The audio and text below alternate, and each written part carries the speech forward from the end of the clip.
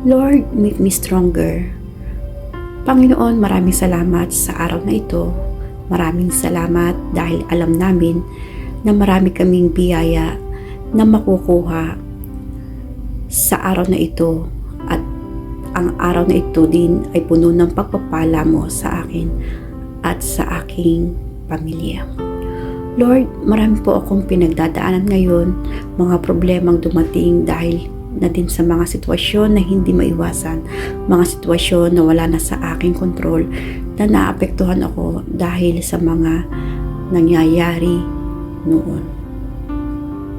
Dumadaan ako, Lord, sa mga araw-araw, nalitong-lito na ako, di ko na alam, Lord, kung saan pupunta at sino ang kakausapin ko para lang makatulong sa problema kinaharap ko sa mga panahong ito, Panginoon. Pero alam ko na nandiyan ka palagi para sa akin. Kung noon mga nakaraang mga linggo, nahihirapan ako, ngayon mas iniisip ko na tulungan mo ko. Tawad, Lord, dahil minsan nakakalimutan ko na nagdaan na pala ako sa mga ganitong kabigatan na mga problema, na dumating din ako sa puntong itong walang makausap at di alam kung saan kukuha ng tulong. Panginoon, di ko talaga kakayanin ito kung ako lang talaga. Ikaw at ikaw ang dapat kong kasama. Ikaw at ikaw ang dapat kong kapitan. Alam ko na hindi mo ako bibiguin, Lord. Alam ko mawawala ako sa sitwasyon na ito.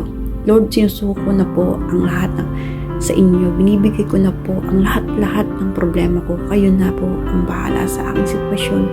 Alam kong gagaan na ang lahat dahil kayo na ang aking aasahan. Tulungan mo akong mag-focus sa iyo. Tulungan mo akong ikaw lang ang makikita ko at kakapitan. Tulungan mo ako dati, Lord. Kaya alam mo kong tutulungan mo ulit ako ngayon. Tulungan mo akong huwag sumuko, huwag bumigay. Alam kong mas malaki ang presensya at blessing kesa sa aking nararanasan ngayon. Lord, patuloy mo akong bigyan ng guidance. Direct my path. Always, Lord, give me the right way. Ilagay mo ako sa tama at tahimik na sitwasyon, Panginoon. Lalong-lalo na bigyan mo ako ng maraming pasyensya sa pag-aantay ng pagbabago ng lahat. Mas luminaw ang lahat. Alam na alam ko na magbabago ang lahat at alam kong matutupad ang lahat ng pangako mo sa akin, Panginoon. In Jesus' name I pray. Amen and amen.